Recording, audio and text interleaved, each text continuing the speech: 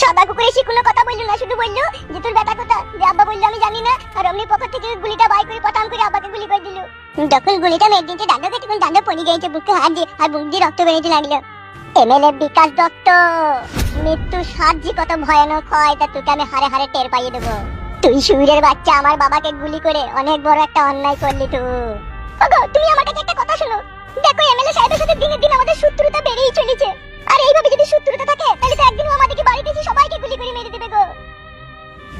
আজকে থেকে শুরু হবে এমএলএ বিকাশ দত্তের সাথে আমার এক কঠিন যুদ্ধ। হয় সেই যুদ্ধই আমি মরবো, না হলে এমএলএ বিকাশ দত্তকে মারবো। ওগো তুমি আমার কাছে একটা কথা শুনবে? আমি আর কোনো কথা শুনতে চাই না, আমি এখন শুধু দেখতে চাই এমএলএ বিকাশ দত্তর লাশ। আমার বাবাকে গুলি করেছে একটা, আর আমি ওর বুকে পুরো একদিন খালি করে দিতে চাই। দেখো তাতে অশান্তি ঝগড়া বাড়তেই থাকবে, আমি বলি কি বাড়ি ঘর ছেড়ে দিয়ে অন্য গ্রাম পালিয়ে চলো। না, কোনোদিনও নয় সেটা। বাঁচতে যদি হয় এই গ্রামেই বাঁচবো, আর যদি মরতে হয় তাহলে এমএলএ বিকাশ দত্তকে নিয়েই মরবো। আরে দেখো আব্বা, ঠান্ডা কুকুরকে আগে মারবা, ওই দাদুকে গুলি করে দিয়েছে। ও সুরের বাচ্চাকে তো যেই মাঠে পানি নাই সেই মাঠে লিগিয়ে ওকে ভর ভর ভর ভর করে জবাই করবো, তবেই আমার নাম ফুটো। তোর নাম ফুটো না হয়ে বৈদ্যমা আমি কইলে আরো ভালো হইতো। ও গাড়িতে চাপা জমাই, ও লরিতে চাপা জমাই, তুই আর কত জ্বালাবি আমাদেরকে? বুড়ি বাপটা কি তোর মধ্যে বসেছে, সেই দিকে কোনো হুঁশ আছে? ও ফাটা কুকুর বেটা, চোখ দুটো তোর গলিয়ে দেবো ওইভাবে তাকাইলে আমার পানে। তুই লাগি তোর বাপকে যে গুলি করতে গেল ফাটা কুকুর বেটা, তোর কি জানে দয়া মায়া হয় না? হ্যাঁ ফাটা কুকুর বেটা, দেখেছিস বউ, তোর মা খাটি না আমাকে খাটি ভুল বুঝে। এ মা তুই চুপ, গালগালাজি করিস না, ও ঠিক ব্যবস্থা করবে। ও কি ব্যবস্থা করবে? ওর সাথে একটু বাজ পড়া, ওর বাপটা মরে গেলে তখন চিতাই লিগে চাপাবে নাকি? ও শাশুড়ি মা, আমার বাপকে গুলি করেছে, শুধু তোমার কষ্ট একাই হয়েছে নাকি আমার কি কষ্ট হয়েছে না? রে তোর কি যে কষ্ট হচ্ছে সে আমি বুঝতে পারছি। তুই এখন চাচ্ছিস যে তোর বাপটা মরে যাবে আর বাড়ি ঘরগুলো জমি জায়গাগুলো নিয়ে তখন বসে বসে রাম রাজ্য করে খাবি। ও তুমি বকুনা তো মারা, তুমি যা বুঝো না তাহলে বকুনা, ঠিক আছে? কথা কথা কুকুর বেটা, তুই যে এমএলএ সাহেবের সাথে শত্রুতা করতে গেলি, তোর বাপকে যে গুলি করে দিল, তোর বাপ যদি মরে যায় তাহলে তো আমি বিধবা হয়ে যাব রে। এ বউ, তুই মাকে মানা কর, তোর মা কথা বুঝে না বানা দুনিয়াতে কিছু। এ মা চুপ না, শান্তি শিষ্টভাবে কথাটা বল না। কি আর শান্তি শিষ্টভাবে কথাটা বলবো? সে দেখা হসপিটালের বেডে শুয়ে বাপ গো মা গো কইছে দাদা, সব হইলে এই কাটা কুকুর বেটার জন্য। শাশুড়ি মা, বাবাকে এমএলএ সাহেব গুলি করেছে, তুমি কি মনে করছো আমি খুব সুখে আছি নাকি? আমার এই বুকের ভিতরটা জ্বলছে প্রতিশোধ নিবার লেগে। ঠিকই বলতে কই দাদি, আব্বাও কাঁদছে, আব্বা এমএলএ সাহেবকে মারবে সেটাই মাকে বলছিল। হ্যাঁ রে মা, হ্যাঁ তুই জমাই অনেক দুঃখ পেয়েছে বাবাকে গুলিটা করাতে। দুঃখটা নাই পেয়েছে, কিন্তু দুঃখটা আনার পেছনে তো ওই দায়ী। আমি জানি দুঃখটা আসার পেছনে আমি দায়ী, কিন্তু ভুল তো আমি একবার করেছি বলো, তারপর তো আমি আর কোনো ভুল করিনি। তারপরে ওই খানকি ছেলেরাই সেরকম বাড়িতে টর্চার করে গেছে, এটা আমি মেনে নেবো বলো? আমি এটা মানবো না, আমিও এমএলএ সাহেবকে গুলি করে মারবো। ওই করো গুলি করা করি করো, সবাই মিলে মরো একসাথে। আজকে তুমি তাকে গুলি মারতে যাবা, পরশুদিন সে আমাদের কিছু গুলি মারামারি করবে, ওই কই আমরা একদিন সবাই মরবো একবার তোমার লেগে। শাশুড়ি মা, আমি বুঝতে পেরেছি তোমার দুঃখটা। সে আমার বাবা হলেও তোমার স্বামী, আর স্বামীর বুকে গুলি বিঁধলে কোনো স্ত্রী তা সহ্য করতে পারে না। আমি এমএলএ সাহেবকে ছাড়বো না, আমি প্রতিশোধ লুবই, তবে আমার নাম ফুটো। বাবা এখন কোন হসপিটালে আছে? তোমার বাবা এখন কাটোয়া মহকুমা হসপিটালে ভর্তি হয়ে আছে। বেশ ঠিক আছে, আমি বাবাকে দেখতে চললাম। মা, এখন বাবা কেমন আছে? কেমন এখন? একটু তো শ্বশুর ভালো আছে, বুকে গুলি করেছিল তো গুলিটা বাই করে দেওয়ার পরে একটু বুকে যন্ত্রণাটা একটু করেছে, একটু ডাক্তার ওষুধ দিয়েছে ঠিক হয়ে যাবে বলেছে। তো জামাইও কাঁদছিল, মা বিশাল কাঁদছিল। সেটা আমি বুঝতে পারছি ও কাঁদছিল, কিন্তু ওর কি দরকার মানুষের সাথে এত ঝগড়া ফাসাদ লাগাবার? তুই বল, আমি কি খারাপ কথা বলছি বল? বেশ ঠিক আছে, এটা নিয়ে তুই অত চিন্তা করিস না। তুই এক কাজ কর, তুই শ্বশুরের লেগেছে একটু গরম ভাত আর একটু বাদাম বেটে দিছি নিয়ে যা, সে খাবে, বললু ভোগ লেগেছে তার। বেশ ঠিক আছে, ঠিক আছে চো।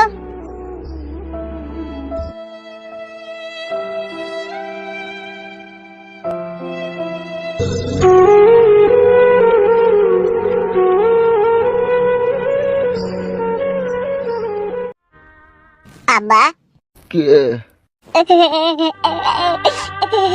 আব্বা, আর কি যার কি হবে, যা হবে তো হয়েই গেছে। আব্বা গো, যা কিছু আজকে ঘটেছে সব আমার জন্য আব্বা। তোকে আমি বারবার একটা কথা বলি, লোকে ঝুট ঝামেলায় থাকিস না থাকিস না, তুই আমার কোনো কথা শুনিস? আমি বুঝতে পারিনি কো আব্বা, এরকম করে ও চুদির ভাইরা তোমাকে গুলি করে দিয়ে চলে যাবে। এখন তো বুঝতে পেরেছিস? বুঝতে পেরেছি আব্বা, কিন্তু আমি ও সুরের বাচ্চা এমএলএ বিকাশ দত্তকে আমি ছাড়বো না, আর কলজির ঝালকে বাই করে আমি দুই পায়ে করে চটকাবো, তোমাকে বলে রাখলাম আমি। তুমি আমার আব্বা, তোমাকে গুলি করেছে, আমার বিশাল কষ্ট হচ্ছে। চুপ চুপ, কাঁদিস না, চুপ। আমি অন্যায় করেছি, দোষ করেছি, খানকি ছেলেরা তোদের হিম্মত থাকে তো আমাকে গুলি করবে, সুরের বাচ্চারা। চুপ চুপ, বকিস না, তুই একটু সাবধানে থাকবি। সাবধানে তো থাকবো আব্বা, আর তোমাকেও বলে রাখছি আব্বা, আমি এমএলএ বিকাশ দত্তকে ইচিং বিচিং মার দেবো, দেখলে বা। সব যা হবার হয়ে গেছে, আর ঝুট ঝামেলা বাড়াইতে হবে না, সব তুই সাবধানে থাকবি। আমি সাবধানে থাকবো না আব্বা, আমি এমএলএ বিকাশ দত্তর কলজিকে বাই করে মিক্সচার মেশিনে ভরে জুস বানিয়ে খাবো, তবে আমার জানে শান্তি হবে। চুপ চুপ, কাঁদিস না, চুপ। তুমি কিছু খেয়েছো আব্বা?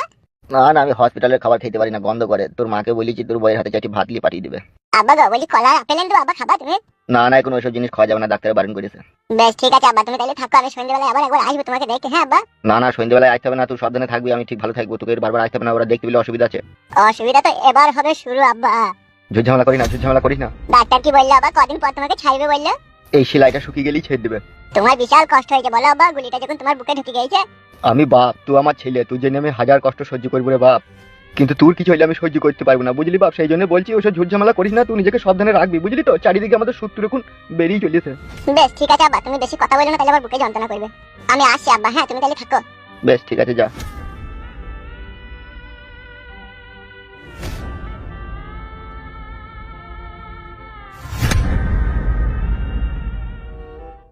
আমার ভাতাটা একটা পাগল, এত তাড়াহুড়ো করে আসতে বললো, কি করবে কিছুই বললো না।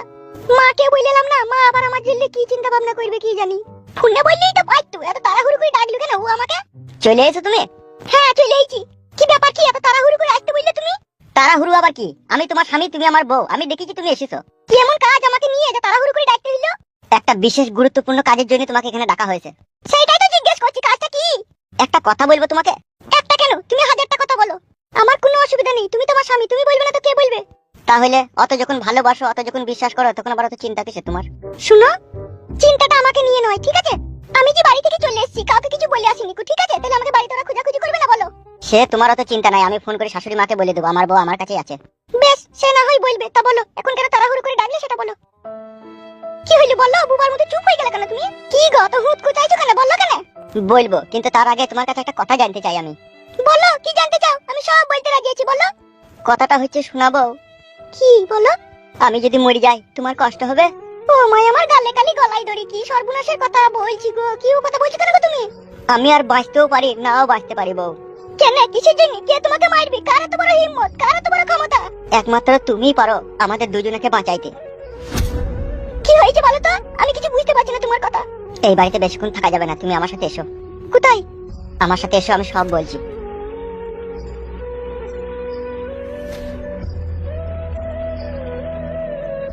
বারবার কোন আমাকে এখানে বসিয়ে রেখে দিয়ে গেছে, কোনো আশা কোনো নাম নাই কো। ইয়ার মুকুড়া ও মুড়ি লাগিয়ে বাড়া, মুড়ি বাড়ি পালাই। বাল আমার ভাল লাগে না। কই রে ফালতু, কুত্তা উঠে বসে আছিস বে? নিচে মশা লাগছিল বলে উপরে উঠে বসেছিলাম। ও, ফুটো আসে না কোনো? না না, কো এখনো আসেনি তো। ও কি? না বলবো না। বল না, কি বল। ও মেয়েটা কে? এইটা? হ্যাঁ, ওটা আমার বেসন ফাটার যন্ত্র। বেসন ফাটা মানে কি? শালো বৈদ্যুর সাধারণ জ্ঞান বুদ্ধি নাই। না নাই কো, সবই আছে। সবই আছে, তা বেসন ফাটা বুঝতে পারছি না কেন বে? তা বললো কি, তাহলে তো বুঝতে পারবা। বে, বেসন ফাটা মানে আমার বউ বে। বুকাচুদা, রাত 9টা 10টার পরে বইয়ের কাছে যখন শুই, আমি দুই ঠ্যাঙের মাঝখানে যখন ভরি যখন মারি ফটাম ফটাম করে রজ ওঠে না, তাকেই বলে বেসন ফাটাবে। মার বাল, আমি মনে হয় বেসন ফাটিনি নাকি, আমি জানি। বেশ ভাই, তোমার কথাই ঠিক না। ওগো, তুমি আমাকে কিসের জন্য এখানে নিয়ে আনলে? তোমাদের আলতু ফালতু কথা শোনার জন্য নাকি? না না, আলতু ফালতু লয়, আমার বন্ধুটা আসুক তারপরে বলছি। কি ব্যাপার, কি রে ফুটো, মন মেজাজ খারাপ কেন? আমার বাবাকে এমএলএ বিকাশ দত্তর লোক সাদা কুকুর গুলি করেছে। এতে কি বলছিস কি ফুটো? ঠিকই বলছি ভাই, বাবা হসপিটালে ভর্তি হয়ে আছে, বুকে গুলি করেছে। দিয়ে তোর বাবা এখন কেমন আছে? বাবা এখন হসপিটালের বেডে শুয়ে আছে। শালা খান কি ছেলে শুয়ে আছে, এমএলএ বিশাল জালিম লোক, কোনো জানে ময়া দেয় না ও শালোর। এটা সহ্য করা যায় বল? সহ্য তো করা যায় না রে, মনে হচ্ছে এক্ষুনি গিয়ে খানকে ছেলেকে বেলেটে করে কেটে চিড়ি চিড়ি দিয়ে লবণ ভরে আসি। লবণ ভরা মৃত্যু তো ওর সাজা কম হবে, আমি ভেবে নিয়েছি। ওর কলজি ফ্যাপসা তিল্লি গুড়দা মগজকে বাই করবো। যেভাবে খাসির মাংস রান্না করতে গেলে মশলাটাকে অনেকক্ষণ ধরে কষাই না, সেইভাবে কষাবো মশলাটাকে। তারপরে ওর কলজি তিল্লি ফ্যাপসা গুড়দা মগজ করে কড়াই দিই না, 1 ঘন্টা থেকে কষবো। কষার পরে না মদ ঢালবো, জল ঢালবো না। তারপর সেই রান্না করা কলজি তিল্লি ফ্যাপসা গুড়দা মগজকে না পাড়ার কুকুরকে শাল পাতায় করে খাওয়াবো। ওইটা হারামি লোক, ওকে অমন ধারা মারাই দরকার, বুঝলা ফুটু ভাই? এটা তোর বউ নাকি, লিয়েছি নাকি তোর বউকে? হ্যাঁ। বৌদি কেমন আছে, ভালো আছে তো বৌদি? হ্যাঁ ওই আছি। বল এবার কি বলবি বল। হ্যাঁ বলতে তো হবেই, না বলে আর কি উপায় আছে। বৌদি বলো। তোমাকে এখানে ডেকে নিয়ে আসার একটা বিশেষ কারণ আছে। কথাতে বলে একটা নারীর ভালোবাসায় পুরুষ মানুষের জীবনের কাহিনী নতুন করে শুরু হয়। তাই সেই জন্য তোমার স্বামী আমি এখানে তোমাকে ডেকেছি। কেন, কিসের জন্য? এই দুজনকে দেখছো? হ্যাঁ দেখছি। এবার আমাকে দেখো। কি দেখবো, দেখতে পেয়েছি তো তোমাদেরকে। তুমি যেটা দেখছো বৌদি, সেটা সম্পূর্ণ ভুল। কি ভুল, কিসের ভুল?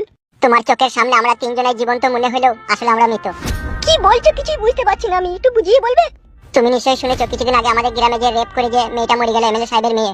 হ্যাঁ শুনেছি, সেটা আমার স্বামী করেছে, ও বাড়িতে বলেছে। তাহলে শুরুটা যখন জানতেই পেরেছো তখন শেষটাও জানো। বলো। আমাদের এই তিনজনকে মার্ডার করার লেগে এমএলএ বিকাশ দত্ত সাহেব ফান পেতে বসে আছে। আর এমএলএ বিকাশ দত্ত সাহেবের সাথ দিচ্ছে থানার পুলিশ। আর আমরা তিনজন যদি মরে যাই, আমাদের বাবা মারা হয়তো চিতায় পুরানো ছাড়া আর কিচ্ছু করতে পারবে না।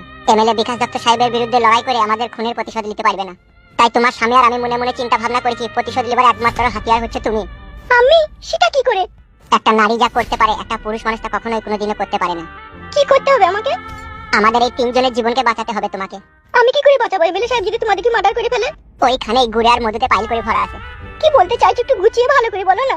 তাহলে শোনো, এমএলএ বিকাশ দত্ত সাহেবের ডান হাত আর বাঁ হাত হচ্ছে সাদা কুকুর আর হামসাপার। আর এই হামসাপারকে তোমাকে হাত করতে হবে। হামসাপারকে তোমার জৈবুনের লোভ লালসাতে ফেলে তোমার জৈবুনের অতই সাগরে ডুবিয়ে তাকে পাগল করে দিতে হবে, যাতে সে তোমার জৈবুনের এক গ্লাস রস খাওয়ার জন্য পাগল হয়ে থাকে। আর সে পাগল হয়ে গেলেই আমরা তিনজন বেঁচে যাব। হামসাপার পাগল হইলে তোমরা তিনজন কি করে বাঁচবে সেটা তুমি বুঝতে পারছি না। যখন সে তোমার জৈবনের নিশায় খেপা কুকুরের মতো দৌড়ে বেড়াবে, তখন তুমি তাকে যা বলবে সে তাই শুনবে।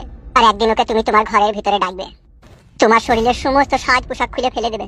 তারপরে হামসাপারকে তোমার কোলে বসিয়ে 2 বোতল মদ খাইয়ে দিবে তুমি তাকে। যেমনি হামসাপার 2 বোতল মদ খেয়ে ফেলবে, তার মাথা থেকে ওলঢোল হয়ে যাবে।